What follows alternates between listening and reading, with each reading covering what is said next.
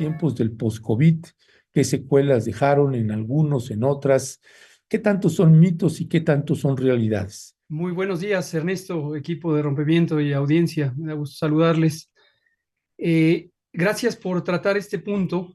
Hemos identificado, y seguramente ustedes en Rompimiento también, esto que ya describes, que son una serie de mitos o una serie de expectativas, a veces basadas en realidades, muchas veces no basadas en realidades, sobre cuáles pueden ser los efectos prolongados o efectos secundarios de largo plazo de COVID-19, por un lado, y por el otro, de las vacunas. Y con las vacunas, seguramente ahora es principalmente la especulación en torno a la vacuna o las vacunas contra COVID-19, pero ocurría ya con, y sigue ocurriendo con respecto a las vacunas contra la influenza.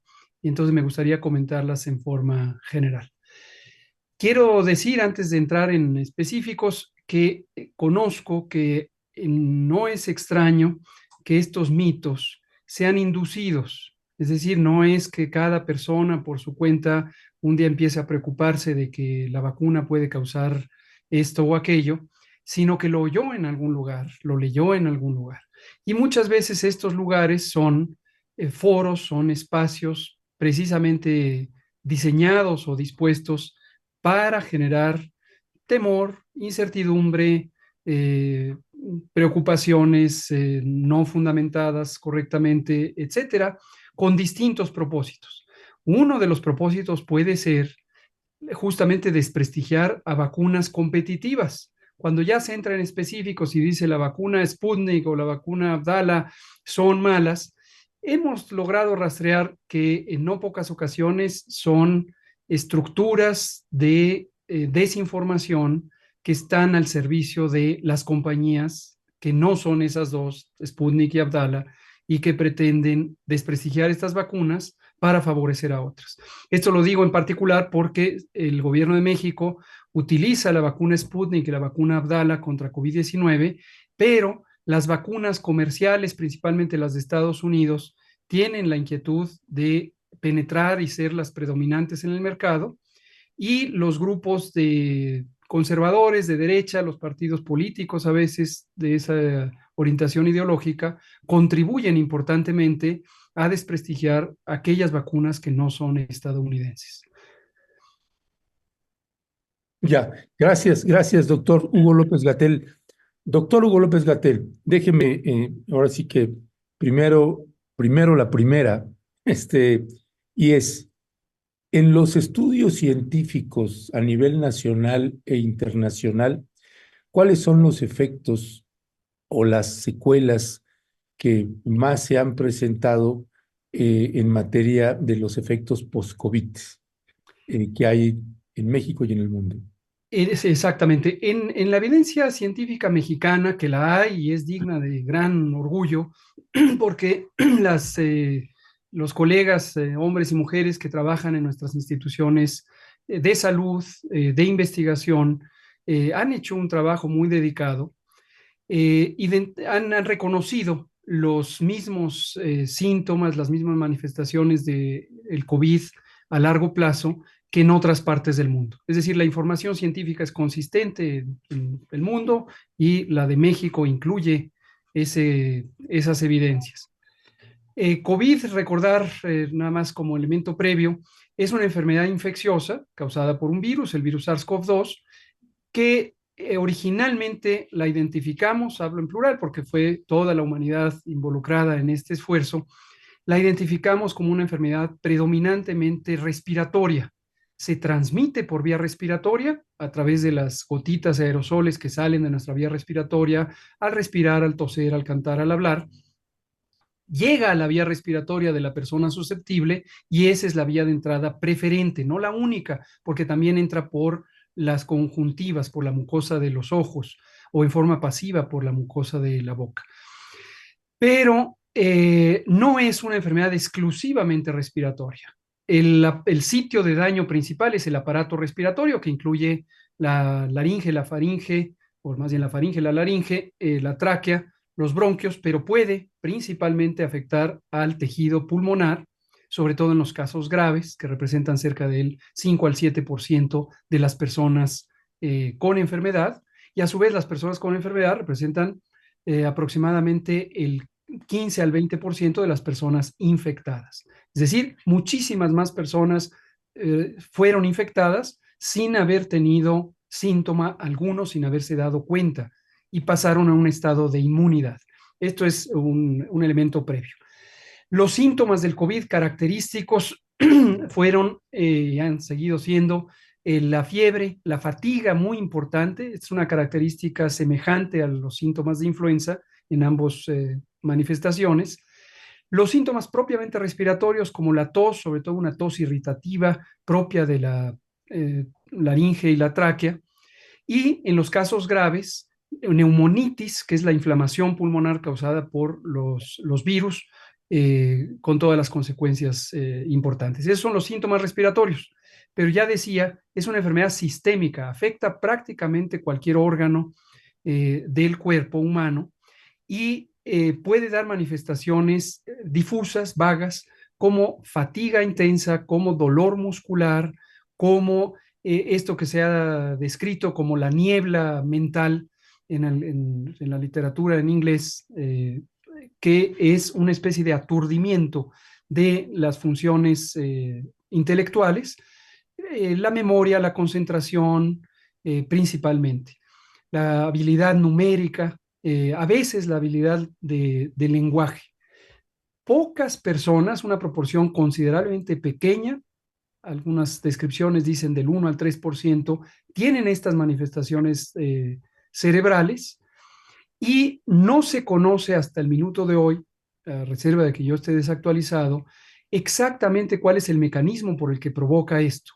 Ha habido descripciones de encefalitis, que quiere decir inflamación del tejido cerebral. Ha habido descripciones de meningitis aséptica, es decir, una reacción inflamatoria de las meninges, las envolturas del cerebro y la médula, que no están asociadas a una infección local o localizada en ese espacio. Pero no hay una conclusión de consenso sobre cuál es el mecanismo. Y otra afección importante en sus consecuencias, tiene que ver con afectación de la funcionalidad de los nervios periféricos. Neuritis se llama cuando es de origen inflamatorio, o neuropatía cuando es genérico y no se conoce cuál es el mecanismo. Y lo que ocurre en esos casos es que puede dar dolores, sobre todo en las extremidades, en los pies principalmente, y a veces en algunas personas, esto se ha descrito en menos del 1%, puede tener incluso consecuencias motoras, personas que tienen parálisis parcial y temporal, o que tardan en recuperarse de este tipo de afecciones. Cierro diciendo, como ya se ve, bueno, y hay toda clase de descripciones un poco Esos son aisladas. efectos post-COVID, ¿verdad? Estos son los efectos post-COVID. Estos son los efectos post-COVID o son las complicaciones extra respiratorias, extrapulmonares de COVID. Pueden ocurrir durante la fase aguda. También una que quiero destacar es la carditis, pericarditis o miocarditis, que es la inflamación respectivamente de la envoltura del corazón o del tejido muscular cardíaco, y puede ser grave, a veces incluso fatal. Esto ocurrió en varios casos en el mundo durante la pandemia y la estadística es un tanto incierta sobre qué tan frecuente es, pero en general son manifestaciones raras. Ya, en lo que toca a los efectos, hay un montón ya de comentarios, preguntas y demás, otros que dicen no entendí y otros quedó clarísimo, en fin, hay un poco de todo, pero los efectos, esto que se habla tanto de los efectos de las vacunas y la proclividad a seguirse vacunando o no si ya te dio este, te tienes que seguir vacunando o no, y siguen habiendo ahí, y me imagino que va a seguir pasando el tiempo y en esas campañas que hay entre un lado, hacia un lado y hacia otro, que se confrontan entre sí, ¿cuál es la valoración o en los estudios que hay, doctor Hugo López Gatell, efectos post vacunas? ¿Cómo no? Nada más me quedo siempre con la inquietud si alguien declara no haber entendido nada y le doy un resumen de una frase. COVID-19, enfermedad causada por un virus, el virus SARS-CoV-2, no solamente afecta los pulmones y el aparato respiratorio, puede afectar cualquier órgano y lo puede afectar por una reacción de inflamación. Hay varios síntomas, una gran variedad que tienen que ver con el órgano al que afectan y estas son las manifestaciones que se le llaman complicaciones COVID o manifestaciones extrarrespiratorias del COVID. Sobre las vacunas que existen en el mundo, que son ya cerca de unas 11 o 12, ya no tengo una cuenta precisa, contra el virus SARS-CoV-2 causante de COVID-19, prácticamente todas ellas son vacunas seguras. La vacuna de AstraZeneca, que fue una de las primeras en aparecer en el mundo durante la pandemia, fue ya retirada. AstraZeneca decidió que era demasiado alta, inaceptablemente alta, la frecuencia de complicaciones, sobre todo de tipo trombótico, obstrucción de venas profundas y en algunos casos de arterias, que se fueron presentando durante las primeras experiencias de uso de esta vacuna. Y al final, aunque la proporción es muy pequeña, estamos hablando de una en 10,000 aproximadamente, AstraZeneca consideró que era inaceptablemente alto y prefirió retirar su vacuna del mercado global de vacunas. Todas las que quedan son en general muy seguras, son vacunas que tienen distintas tecnologías y en razón de esas distintas tecnologías tienen distintos grados de probabilidad de causar complicaciones. Algunas complicaciones tienen que ver, como en cualquier vacuna y como en cualquier producto farmacéutico, con la respuesta inmediata a ello. Las vacunas, tengámoslo presente, son en términos generales un mecanismo para causar la reacción de respuesta inmune, la reacción defensiva, por decirlo de manera simple, que genera el cuerpo humano ante la presencia de un agente extraño, pero ese agente extraño, en vez de ser el virus salvaje, el virus que sí puede causar enfermedad, es algún componente del virus, ya sea su material genético, como en las vacunas Pfizer y Moderna, ya sea partículas virales, como, digamos, segmentos, proteínas propios del virus, como en las vacunas Abdala, Sputnik y algunas de las vacunas chinas. Y lo que hacen es que despiertan al sistema inmune para que genere defensas, anticuerpos y células que después, si se encuentran al virus, meses, años más adelante, van a responder para limitarlo, para interferir con el virus. Pero insisto, son en general vacunas seguras, pueden dar fiebre, pueden dar dolor en el sitio de inyección, pueden dar la fatiga propia de las manifestaciones de la enfermedad, pero categóricamente debemos tener claro que no son capaces de causar enfermedad. Lo mismo pasa con las vacunas contra la influenza, dicho sea de paso. No hay posibilidad de que la vacuna contra influenza cause influenza, cause la enfermedad de influenza. Las reacciones son temporales, se autolimitan, no hay necesidad de tratamiento alguno y no causan, no se conoce que causen un daño, una secuela permanente eh, por haberse vacunado. De modo que es muy conveniente utilizar las vacunas contra COVID-19 porque el balance entre un periodo corto de reacciones adversas que no ocurren en la mayoría de las personas, en la enorme mayoría de las personas, compensa la protección contra una enfermedad que puede ser sumamente grave, particularmente en personas adultas mayores, mujeres embarazadas, en las que también es seguro utilizar estas vacunas, y niños muy pequeñitos. Ya, gracias, doctor Hugo López Gatell. Hay alguien aquí que, claro, uno puede leer que es precisamente una de las personas antivacunas, y está bien, me parece útil. Dice Ana Briceño, las vacunas anticovid de ARNM sintético usaron el ARN de las proteínas Spike, pero lo modificaron. Fueron solo 3 meses de ensayos clínicos. Si no se entiende eso, es muy fácil no hacer ningún cuestionamiento. No sé si se entiende o no, doctor Hugo López-Gatell, el Eh, tra- planteamiento. Sí, trataré de explicarlo en términos más simples. Lo que comenta la compañera, la colega con la que le expresamos todo nuestro respeto, independientemente de cuál sea su perspectiva con la que podamos coincidir o no, es correcto. O sea, lo que ella describe es correcto, excepto un detalle que quiero comentar, que es muy, muy importante. Las vacunas Pfizer y Moderna pertenecen a un grupo muy innovador, muy novedoso, no por ello automáticamente eh, superior o mejor, de vacunas que están basadas en el principio de que el material genético del virus, es el ARN que comenta ella. ARN son las siglas de ácido ribonucleico. Esa es la sustancia química que compone el material genético del virus. Y de muchísimos virus, el de influenza y muchos otros, también están hechos de este material ARN. Lo que se hace es que en el laboratorio se conoce ya cuál es la forma química de ese ARN. El material genético tiene un código que está cifrado en el orden de las cuatro partículas que componen a esa sustancia que se llama ARN.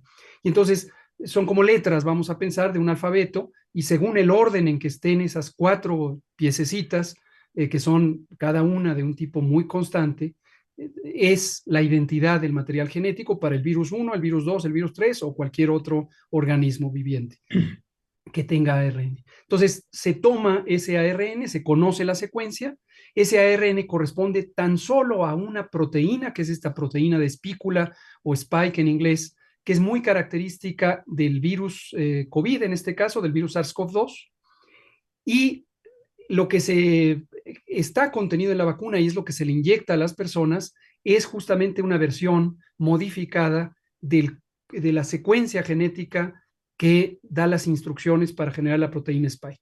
Llegando al cuerpo humano, esto causa una reacción porque la proteína Spike empieza a estar presente, fabricada por esta secuencia genética en el cuerpo humano, y entonces el sistema inmune reconoce a la proteína de espícula y causa anticuerpos y células en contra de ella. Cuando llega el virus ordinario, entonces reacciona justamente sobre la misma sustancia, interfiriendo con el virus. La preocupación posiblemente implícita en el comentario de ella es que no se estudió con suficiente tiempo las posibles consecuencias de este tipo de vacuna, de esta tecnología. Ella dice 3 meses, y entonces eso pudiera haber privado a la humanidad de identificar reacciones adversas de corto, mediano o largo plazo. La preocupación me parece perfectamente legítima. Ahora, este tiempo de investigación en realidad es muchísimo más largo. En el año 2001, cuando yo empecé mi doctorado en salud pública, recuerdo que parte de las conversaciones científicas que había en la universidad, en la Escuela de Salud Pública de la Universidad de Johns Hopkins, tenían que ver con el desarrollo de este tipo de tecnología. Y tuvimos una serie de eh, exposiciones muy, muy interesantes en tiempo real y por los propios autores de este tipo de tecnología que ya se estudiaba desde el inicio del siglo XXI. Y ha habido una cantidad importante de estudios, algunos muy públicos, otros no tan públicos, sobre este tipo de desarrollos. En general, no hay una conclusión de que esta tecnología en particular pudiera representar riesgos descomunales, riesgos mucho más grandes que los de cualquier producto farmacéutico, incluyendo las distintas otras vacunas. Y termino diciendo, hay una corriente de las posturas antivacunas que ha impulsado desde Estados Unidos aparentemente un ex investigador de los Institutos Nacionales de Salud de Estados Unidos, que dice estar alertando a la humanidad sobre grandes peligros que fueron ocultados relacionados con esta vacuna. Con todo el respeto que me merece cualquier persona que pretenda alertar a la humanidad sobre peligros ocultos, considero que no ha sido científicamente muy consistentes sus planteamientos y por lo tanto a mí no me parecen convincentes como no convencen a una gran cantidad de personas que sin tener vinculación alguna con los intereses corporativos, económicos, comerciales de las empresas de vacuna, como absolutamente es mi caso, de todos modos no nos parece convincente el sustento científico de esta alerta. Ya, gracias, doctor Hugo López Gatell. Pues hay muchos comentarios en varios sentidos y se entiende que unos, por ejemplo, esta misma persona, Ana Briceño, dice, es lamentable que se catalogue como antivacunas o pro vacunas. La ciencia es cuestionamiento y el estigmatizar inhibe la discusión y beneficia a la mafia farmacéutica. Bueno, el comentario de Ana Briceño, pues no necesariamente es pro vacunas. Es correcto. Y pues más bien hay que asumir también lo que se escribe y lo que se dice y pues también estar sujeto a una contrarréplica o con argumentación y con respeto, creo que se vale, ¿no?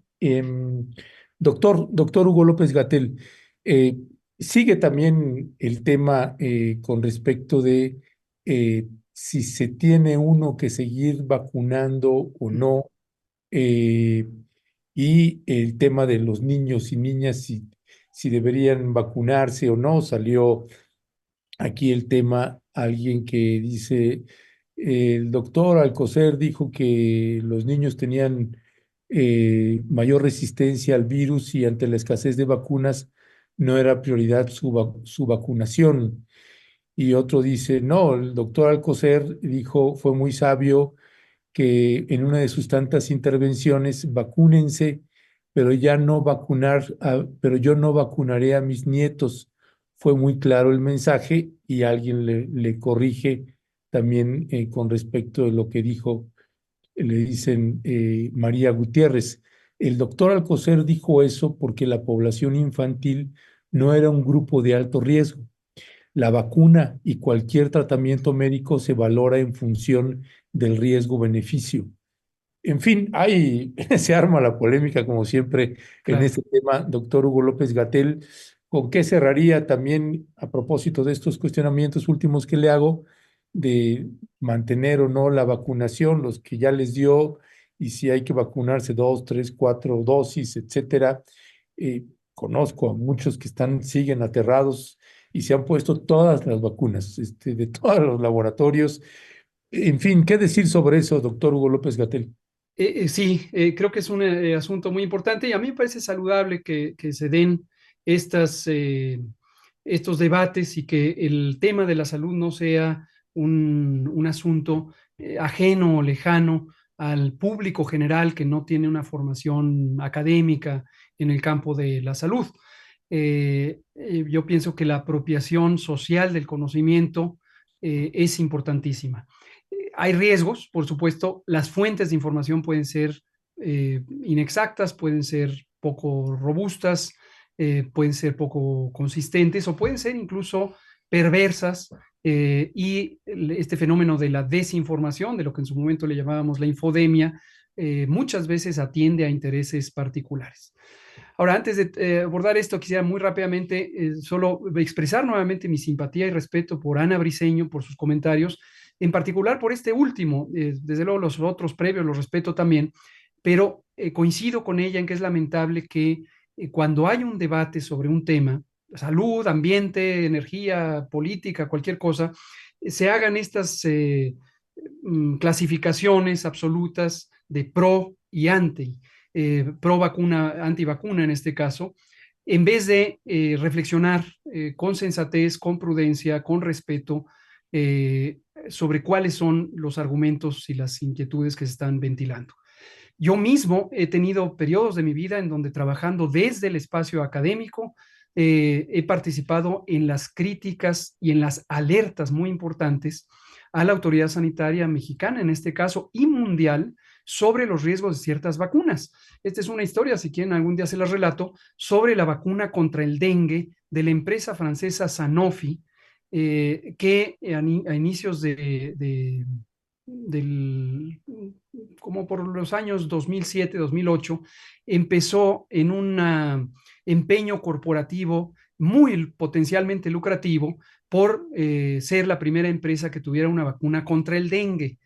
Pero desafortunadamente, etapas muy posteriores de la investigación clínica revelaron que ese diseño de vacuna en particular estimulaba el riesgo de dengue grave, sobre todo en niñas y niños pequeños.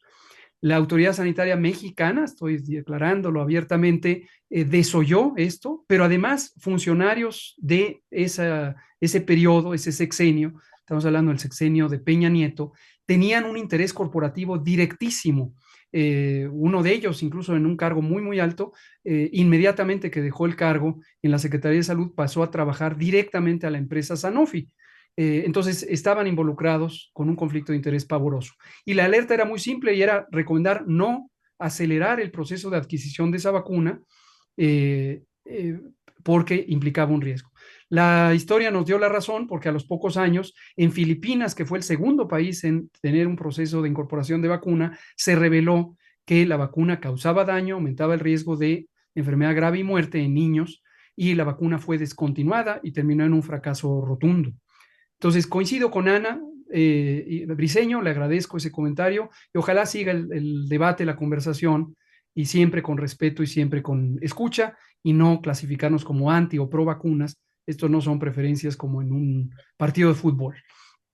Regresando y terminando, con respecto a esta idea de vacunarse, revacunarse y los niñas y niños, comento tres cosas. La primera, hasta donde yo conozco, conste que reviso el tema frecuentemente, en la literatura científica internacional y nacional, no hay una demostración científica contundente, clara, consistente, de que se necesite revacunar a todas las personas contra el COVID-19. Tampoco existe, y esto también lo subrayo porque esto es parte de la propaganda comercial de las vacunas estadounidenses, en particular Pfizer, hay demostración alguna de que se tenga que revacunar porque salió un modelo más actualizado de la vacuna que corresponde con las variantes genéticas más recientes de este virus. El virus SARS-CoV-2, causante de COVID-19, al igual que muchísimos virus basados en ARN, muta continuamente y tiene pequeñas variaciones en su estructura química, en su estructura molecular, que corresponden obviamente con variaciones genéticas. Y puede ser que algunas de esas variaciones lleven a que el sistema de defensas del organismo, el sistema inmune, ya no reconozca a las variantes nuevas. Esto puede ocurrir, es un principio teórico importante, pero no hay una demostración clara de que esto le esté pasando al virus SARS-CoV-2. Por lo tanto, es forzado que se quiera imponer la visión de que hay que mantenerse actualizado como si fuera un lujo de los autos estar comprando el modelo más reciente que tiene el aparatito más reciente. Es un poco la visión comercial de estas empresas, pero no tiene un sustento científico. Ahora, revacunar a personas mayores de 60 años que tienen enfermedades crónicas debilitantes de la inmunidad, diabetes, hipertensión por otras razones que no son la inmunidad, pero es una susceptibilidad particular de las personas hipertensas a presentar formas graves de COVID, por un mecanismo muy interesante y complejo. Personas con inmunosupresión profunda por cáncer, esteroides, fases avanzadas de SIDA, deben vacunarse. Aquí sí se recomienda y sí hay evidencia científica a partir de ensayos clínicos y comunitarios bien diseñados y conducidos de que la revacunación disminuye los riesgos de COVID grave y de muerte. Entonces, por esa razón, la política del gobierno de México desde el sexenio pasado y continúa en el mismo sentido, incluye revacunar a personas con este tipo de condiciones.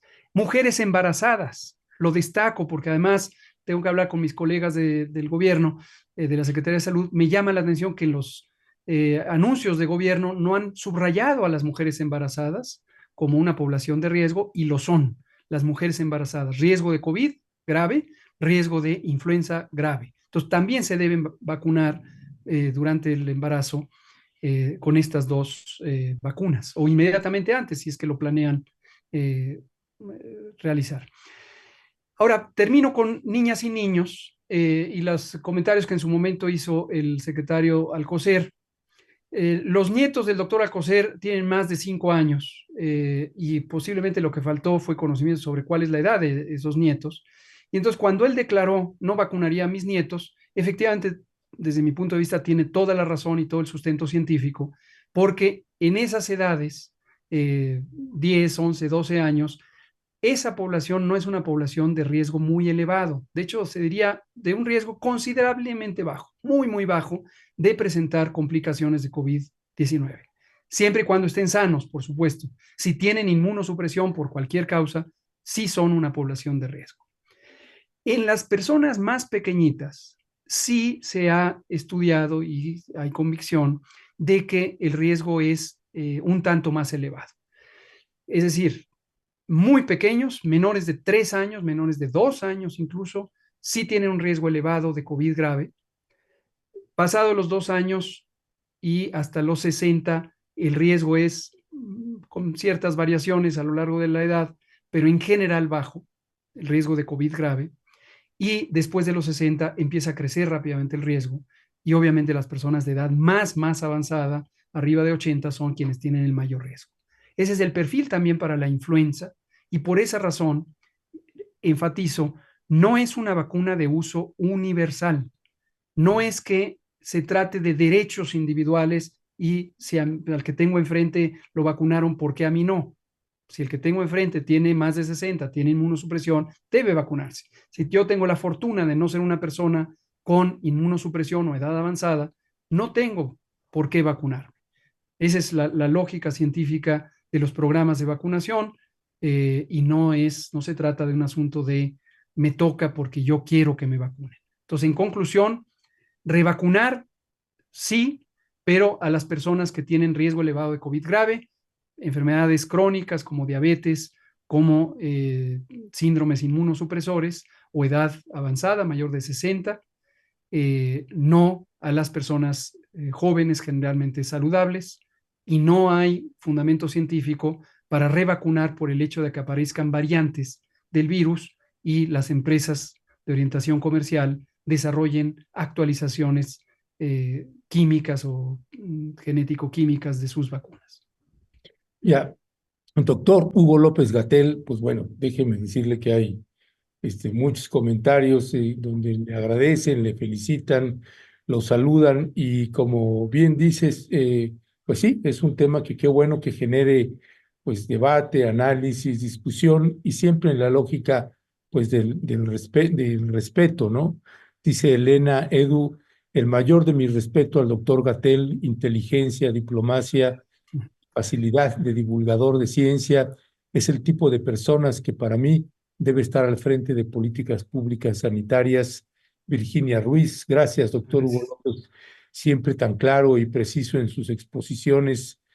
Eh, Nuestra querida Neida Martínez Ocampo, que es nuestra querida historiadora, dice, los que tenemos artritis reumatoide, ¿debemos vacunarnos? Sí, sí, Eneida, porque seguramente la propia artritis per se causa cierto grado de inmunosupresión, pero los tratamientos que muy probablemente utiliza usted y personas con artritis reumatoide o lupus o enfermedad mixta del tejido conjuntivo, cualquiera de las enfermedades autoinmunes, son muy inmunosupresores. Entonces, sí, las personas con enfermedades conocidas popularmente como reumáticas o reumatológicas deben vacunarse.